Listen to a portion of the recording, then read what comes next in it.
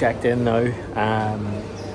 Had to actually pay a speeding fine before they would let me check in, so always pay your speeding fines. And on the way here, the audio was probably terrible. On the way here, it was raining just like it was when I went to Turkey last year, but it wasn't as bad. Felt a bit guilty leaving my wife, but we plough on. And I was just thinking, basically, as triathletes, we always get really worried and worked up about these races, but the fact that you're healthy, you can afford to even do these races, has changed my mindset a wee bit. And the fact that I can afford to go to these races, I'm fit and healthy enough to do them, hopefully compete well. But sometimes we get so worked up on all the little details before it that we don't actually enjoy it. So I'm going to try and enjoy this one and not be too serious about it. But let's see. So far, check-in, bike, everything was stress-free. Let's see what else comes up.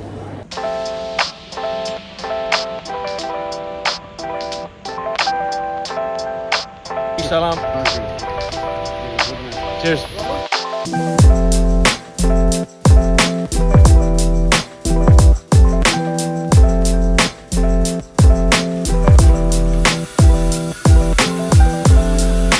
Midnight, but at least the bike is fixed and all is good. You always worry that something's going to break or something's going to mess up on the flight over, but all's good. Time for some sleep. Good luck.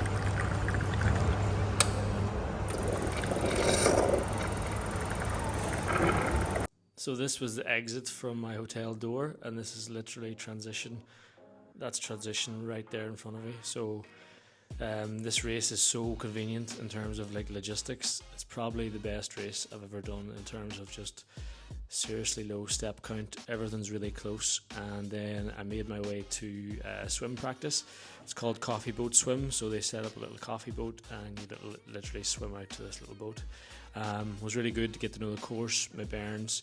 The day before the race, I literally did the start of each section. So I did the start of the swim, I did the start of the bike and the start of the run. Just keep ticking over. I did a total of an hour's training, 20 minutes on each session. So 20-minute swim, 20-minute bike and 20-minute run. Just breaks up the day. And then I met some local Qatar athletes. These are some Storm athletes going out to check out the swim. And this is swim exit.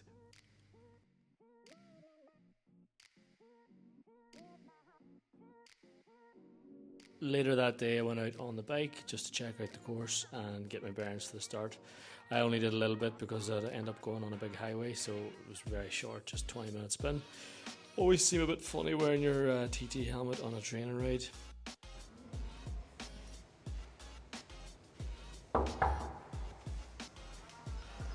Hello there, come on in. There's the room, pardon the mess. Thought I'd go through my bike setup for the race. Might be interesting to some people how I've changed the bike up from a standard Trinity. So first off, I bought both these EZ disc covers. So this is the rear wheel cover.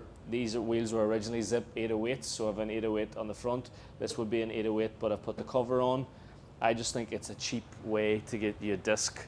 But then if it was really windy here, I could just take it off, so I kind of feel like it's two wheels in the one.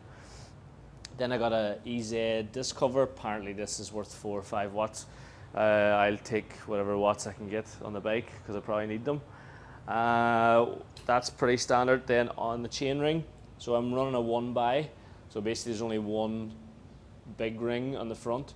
This is a 56. 56-28 is my gear ratio. Should be enough on this course. It's quite flat, some rollers, but it should give me enough range for most of the course. Should be all right.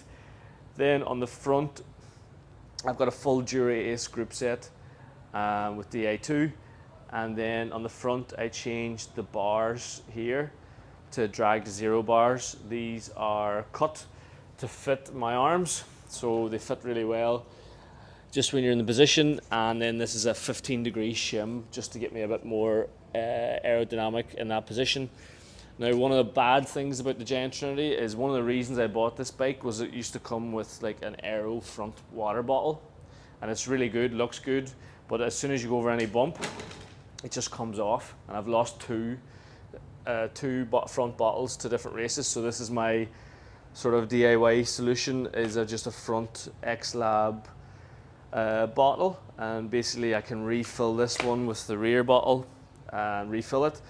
And like worst case scenario, if this was to fall off, then I could just get a bottle at one of the aid stations and still be all right for nutrition and hydration.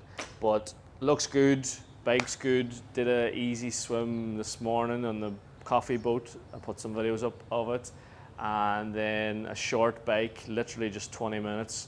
Check the bike was okay, and then I'll do a little run just to get the legs going. And I've been eating so much food today, it just feels a bit better to do some movement. But yeah, staying here at Fanar Hotel, and it's really good. Literally, as you exit the hotel where I'm staying, it's swim exit. So transition is literally at my doorstep. So in terms of like race venue and location, it's been so stress-free. Previously, when I did Nice, I must have had about 15,000 steps the day before, just because of going to hotel, checking in, registration. But here, so far, one of the big advantages is you're basically racing. If you stay here, you're racing at the venue. So it's been really good so far in terms of just logistics and really stress-free. So good luck. The next video that I'll do will probably be me just going through the race, what went well, what didn't go well. So stay tuned to see the rest of that.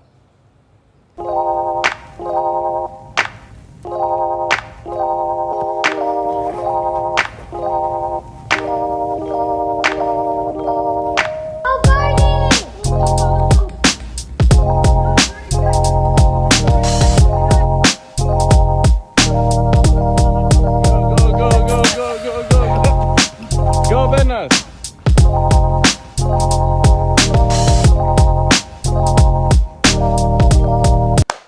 So, race was over. It went really well. I'm actually buzzing. I thought I'd make a video just going through it whilst it's fresh in my mind. I'm literally just back to the hotel room. So basically, race went off pretty normal. The swim was as expected. I wasn't at the front, but I wasn't at the back. So I was kind of just out on my own. I swam about 30 minutes, I think. Into transition, I had a swim skin on, which was good for a non-wetsuit swim, and I definitely think it helped a bit for just my overall time, and just it felt really nice in the water. So I tested it out last weekend in the draft legal race, and I found it to be a good benefit for these non-wetsuit swims. Transition went good. Basically in, helmet on, jump on the bike, nothing really to report there. Onto the bike. Because I'm like not a good swimmer, but not like too bad a swimmer, I was just in no man's land. So I passed, I think one female was ahead of me. I passed her, and basically I had 75 to 80 kilometers almost solo. Basically we had very different conditions to previous years. We had a bit of a headwind, side headwind, and I was thinking, oh, this is gonna be a long day if we have also another headwind on the back. But once we got to the 45k turnaround, it was flying. I was doing like 55k an hour. Pretty cool course in terms of it is just an out and back, but there's some just rollers, some little segments and hills, and it probably suits my profile. But onto the bike, I'll put all the power data, and I'll share everything at the end of the video. I'll do a bit of a debrief of all the power numbers, but I think I pushed about 215 watts, which is very low for me. But I was trying to think long term in terms of like it's going to be a very hot run. Typically in a 70.3, if I'm having a really good day, it would be 230 watts. Quite normal range is 220 watts. But for 215 watts, I was still averaging 40 kilometers an hour. So I think everyone obsesses with these power figures, but it's actually, it doesn't really matter if you're pushing more watts or not. If someone can push lower watts and have good speed, that's going to help them on the run from an energy standpoint. So I pushed 215 I think. I'll check. And then onto the bike, onto the run. I started off probably a bit too fast. I opened at about 4 minutes per kilometre, and then sort of had a word with myself that it was a bit hot of pace, but was feeling really good. And I'd seen the leaders, and I was actually gaining time because out in back course I could see I was actually running slightly faster than the leaders. So ended up running myself into fourth place overall, and probably one of my best half Ironmans in terms of overall performance. And it was basically a solo TT for all of it, and I was actually glad in the run because I had some company and just some atmosphere, because it was a pretty lonely bike. And when you have those lonely bikes, it's very hard to keep the power on and keep honest.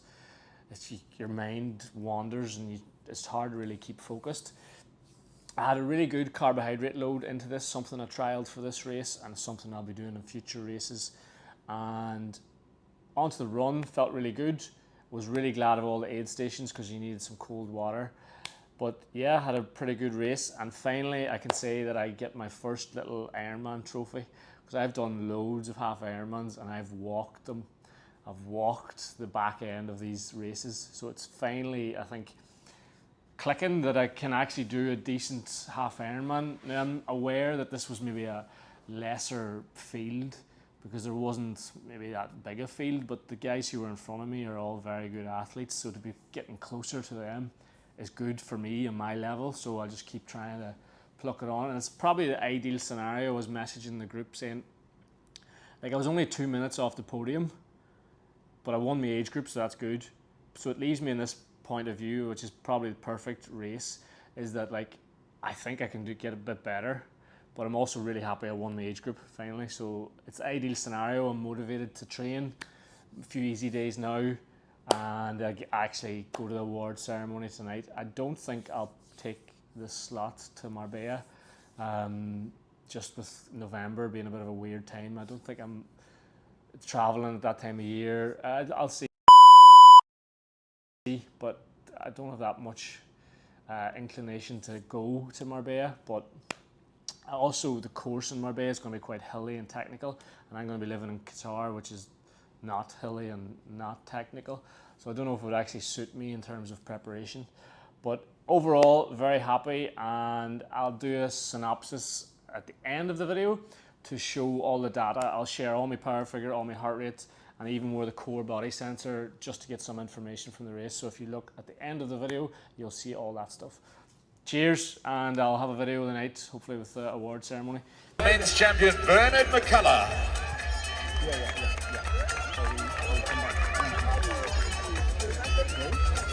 Well done, Car.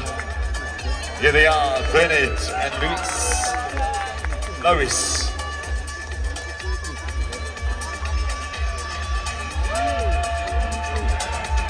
Well done, Lois. Well done, Bernard. Give them a round of applause. Our champions, 30 to 34.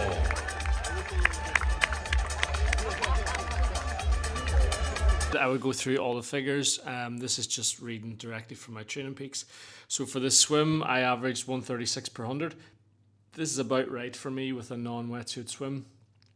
Typically for me with a wetsuit, I can swim up to 5 to 10 seconds faster per 100.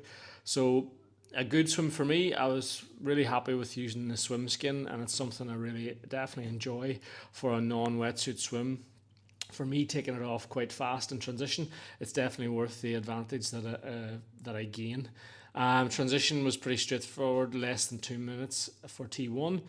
Onto the bike, I was actually pleasantly surprised with the bike because I actually pushed very low power.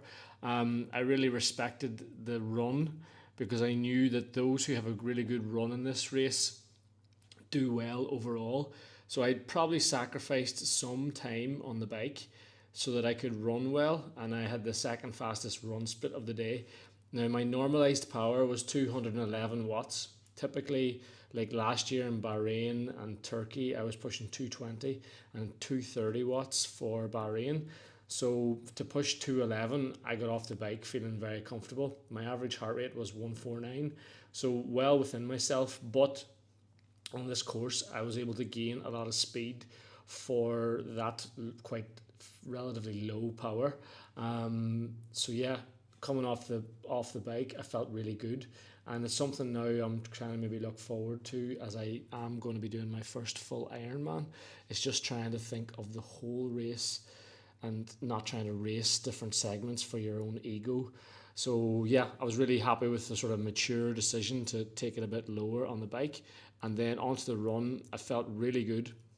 I'll put the splits on the screen, but I basically for the first 5k was all at 4 minute pace per kilometer, and then it got very technical, the run section, so then I dropped down to like 4:15, 4:13, 4:12, 4:09. Not really going closer to that 4 minute pace. A little bit of a bad patch, but then I finished up with my last kilometer at 4:03.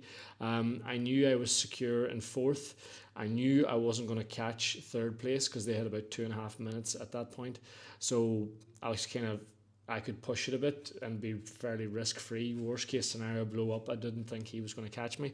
So it was a nice scenario. Overall, really good race, and I am now motivated to hopefully do a little bit faster and better in Bahrain. But I've only got 3 weeks training now to get a bit fitter. And yeah, let's see how it goes. Thanks for watching, and hopefully we will have something a bit more exciting than me talking about a race. Maybe have some athletes doing training sessions. That is the plan for the channel. So hopefully stay tuned, subscribe, and all that jazz. Good luck.